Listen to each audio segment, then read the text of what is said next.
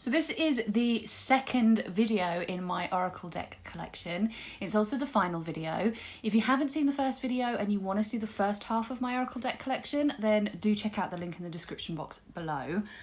I'm going to jump straight in and try and get through this as quickly as possible for you because we have 11 decks to look at.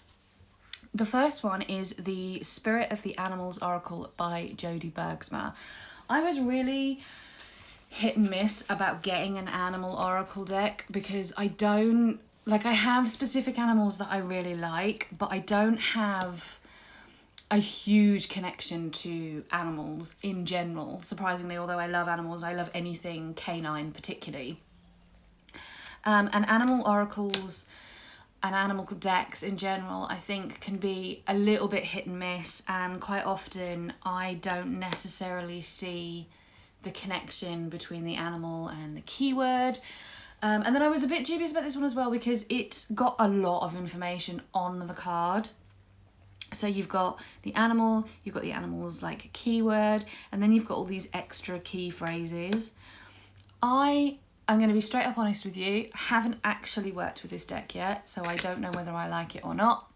But I have done something very similar to what I do with my other Oracle decks, and I have drawn a different animal to work with each month. So this month I have drawn a card which is out on my bookcase with a couple of the other cards that I've drawn, and the card that I got was the wolf with the keyword Pathfinder, and that's kind of the energy that I'm trying to connect with and work with this month, throughout the month.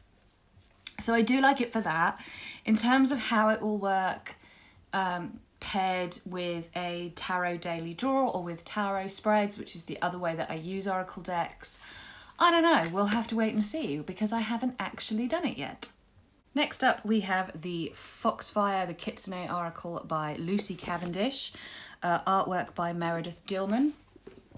I have done a walkthrough of this one and I've talked about this deck more than once because it is one of my favourites. I am a fan of Lucy Cavendish anyway, as you'll see as we go through the rest of this video, and I do really like Meredith Dillman's artwork. It's not, normally my Lucy Cavendish decks are with Jasmine Beckett Griffith because I adore her art style, but I also really like this art style.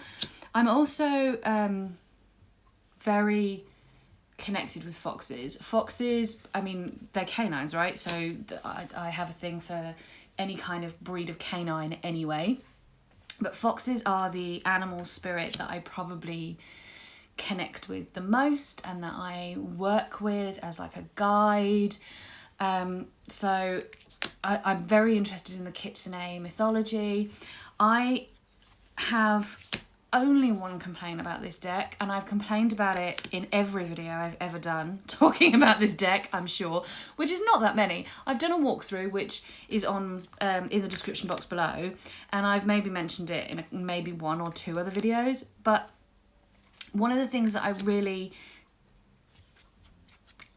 struggle with, I was going to say I don't like, but I still like the pictures, but I struggle with this in this deck, is the depiction of dragons, because this is an Eastern deck that takes its inspiration from Eastern mythology, specifically when you're talking about Kitsune, and yet they've chosen to depict Western dragons. Now I understand that that's because they've taken Meredith Dillman's artwork, a lot of it which already existed, and turned it into a deck, but I think if you're going to have a theme, you should be consistent to that theme as much as is possible.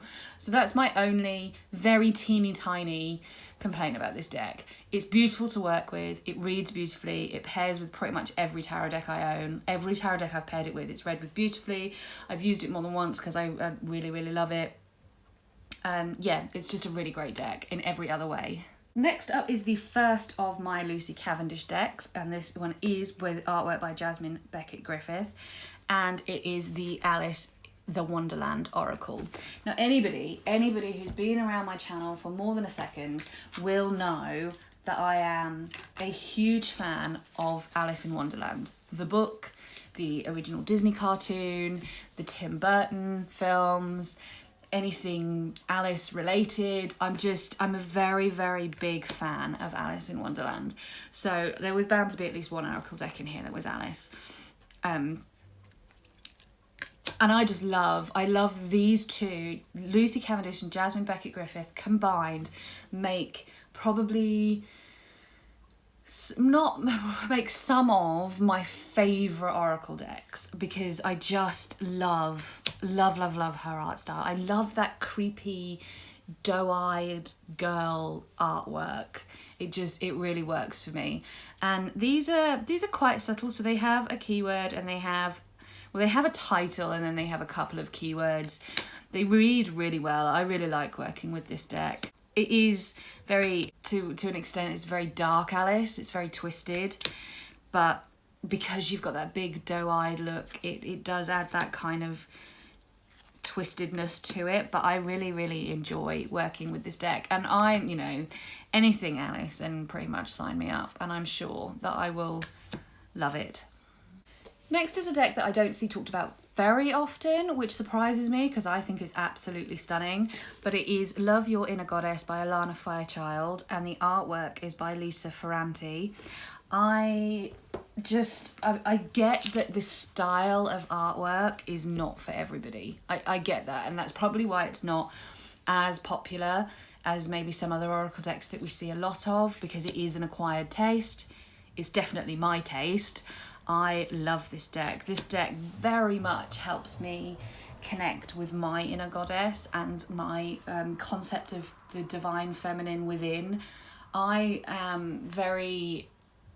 a very feminine, female, woman-oriented path in my practice as a pagan and as a witch. Particularly right now, that's very much the direction that my personal path has gone in. So anything that kind of allows me to strongly connect with that feminine archetype, or that divine feminine archetype, is top of my list of things to try and things to work with. Again, my only complaint about this deck is that some of the cards are landscape, and that bugs me. It doesn't bug me enough for me to not want to use the deck. It doesn't bug me enough that I would consider taking those cards out. Again, it's just a really small thing that bugs me. Either do them portrait or landscape, but don't do them both, because that bothers me. But otherwise, I really love this deck. It is one of my favourites. Next up is a deck that was gifted to me and I haven't had a huge amount of chance to work with yet. That is the Mythic Oracle by Carissa Melado, artwork by Michelle Lee Phelan. And this is Wisdom of the Ancient Greek Pantheon. Now, you may or may not know, if you've been around my channel for a while, that the goddesses specifically that I've worked with for a very long time come from the Greek pantheon. They are Aphrodite, Athena, and Hecate. Although my path is changing slightly and my direction is changing slightly, Hecate is still very much a prominent figure within my path. Funnily enough, I don't think she appears in this deck, but I spent a lot of time when I first began working with those goddesses studying Greek religion, Greek mythology, and just generally having an interest in Greek pantheons and Greek stuff. So I really like this deck. I say I've not worked with it yet, but it's really, again, in that style that I'm coming to love, which is really simple, which is a title and a keyword and a picture, a really nice simple picture. In this case, this picture is a picture of the member of the pantheon that the card is dedicated to. As I say, I've not worked with it yet. I've not decided yet how I will work with it, and whether I'll just use it as an oracle deck to combine with my tarot decks on a monthly basis like I do some of my others, or whether I want to do something a bit different with it. I don't know. But I have been through it and I do like it. I am impressed. Cardstock is a little bit flimsy.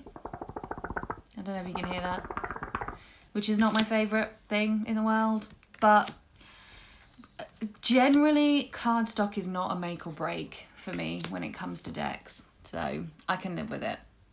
Next up is the Halloween Oracle by Stacey DeMarco. This is a deck that I use all year round. I don't reserve this one for Halloween. I do use it in October because I think it's the back, in case you were interested, because I think it works really well in October, obviously. but I don't necessarily keep it for October. Let's see if we can get some better light in there. I say it obviously works really well as a Halloween deck, but it does work all year round. And again, it's got that beautiful artwork, title, simple keyword. Not very much is given to you. You very much have to work with what you are given to connect with your own intuition and get your own understanding of what the deck is trying to tell you. I think the artwork is just stunning. It reads beautifully. I say again, every deck that I've paired it with, every tarot deck that I've paired it with so far, it's read beautifully with. It's just a great deck. I absolutely love it. Next up is the Soulful Woman Guidance card by Shoshan Movsesian, I'm sorry, and Gemma Summers. I really butchered that second name. I'm really sorry about that. But this is actually a deck where each card is designed by a different person. All women, everybody, or the whole deck is women. It is very much a deck for women. And I use this as an affirmation deck. So I draw a different card every month, and that is my affirmation for the month. It's the only way I use this deck. I don't use it in general day-to-day readings, but as an affirmation deck, it's just wonderful. It works beautifully. I really thought that the different art styles would bother me, but they don't. I actually like all the different art styles. I have some I prefer more than others, but there's no cards in here that I don't like at all. The affirmations are great. There is a little bit more in the book about each card, but I've never, because of the way I use the deck, I've never felt the need to really dig into that. But it is, as an affirmation deck, it's a great little deck to work with. Next is the Chakra Wisdom Oracle cards by Tori Hartman, illustrated by Gretchen Raish Baskin. I was gifted this deck from a friend for my birthday a couple of years ago. And I know that Tori has videos on her YouTube channel that you can work through and stuff. I have my own way of working with this deck, so it is actually in order of the chakras at the moment. And what I do, I don't do it every month because it's a lot of work for a month, but what I do every so often is I pull one card for each of the chakras, and then I spend time on that particular thing with the chakra work that I do throughout the month. There are, I think, a lot of other ways that you can work with this deck. I think Tori Hartman has her own ways. That I think she might have an extra book that you can get to work with it and stuff. And you can really, really dig deep into it. But that's the way that I choose to work with it at the moment. I choose to do one card for each chakra, and I focus on that message from that chakra for the whole month as a way of connecting with my chakra energy, cleansing my chakra energy, and just working with my chakra energy in general. Another one I haven't had a chance to work with yet is the Goddess and Sirens by Stacey Tamarco, illustrations by Jimmy Manton. This is another one that I was given and I thought looked really, really interesting, so I thought I would check it out. Again, I'm very interested in strong female archetypal energies, so these kind of decks really work for that. Again, it's got a character and then one keyword, so you can use it in a number of different ways. I will probably use it initially as just an oracle deck that I pair with tarot readings and use it as part of my daily draws and see how that goes. But I may find other ways to work with it in the future. I love the artwork in this deck, I have to admit. I don't necessarily agree. Like Hecate, for example, I don't know if I necessarily agree with the depiction of Hecate. I'm not sure it's the way that I would have depicted it. And I do think, again, it's one of those decks that has a very similar body type throughout most of the cards, similar facial structure throughout most of the cards. But in general, having just flipped through it and not really done anything much with it, I like it. I think it's a nice little deck. Next, we have another Lucy Cavendish and Jasmine Beckett Griffith combined deck, and that is Oracles of Shadow and Light. Again, if you've been here a while, you'll know that I'm someone who really likes that combination of kind of cute and creepy. And this deck does that, I think, really well. I think it has a beautiful variety. I think it's got that beautiful doe-eyed girl thing that I really, really like. I actually really love this Oracle deck. It's one of my favourites. And again, you just have the title and then a key phrase on this one that you have. And there's much more information in the book if you want to dig into that, but you can use this book quite easily, use this deck quite easily without ever really having to dig into what the book has to add. It's just, I love it so much. I think these two are definitely my favourites combined when it comes to Oracle decks.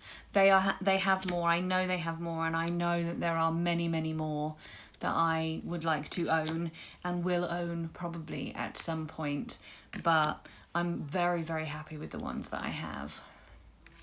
And the next one is also a Lucy Cavendish and Jasmine Beckett Griffith deck, and this one is Oracle of the Shapeshifters. And there's not much more that I can say about this one than I haven't already said about the other decks by this duo. What can I say? I love them. I love this one. And this one's really great. It's got like a whole range of different animals and creatures in it, which I really, really like. But you still get that doe-eyed girl, which is clearly my favourite thing because I keep referring to it. And again, very similar. You have the title of the card and then a keyword phrase. I'm thinking that I might do a video on my Lenormand decks as well. There are only 4, so that video would be really, really short. If that's something that you're interested in, either hit the like so that I know, or just leave me a comment below saying, yes, please, I'd like to see that. That would be great, and then I can get that done for you. And also, if you aren't subscribed already and you would be interested in that, don't forget to subscribe so that when I do post it, you don't miss it. Until next time, take care, everyone, and lots of love. Bye-bye.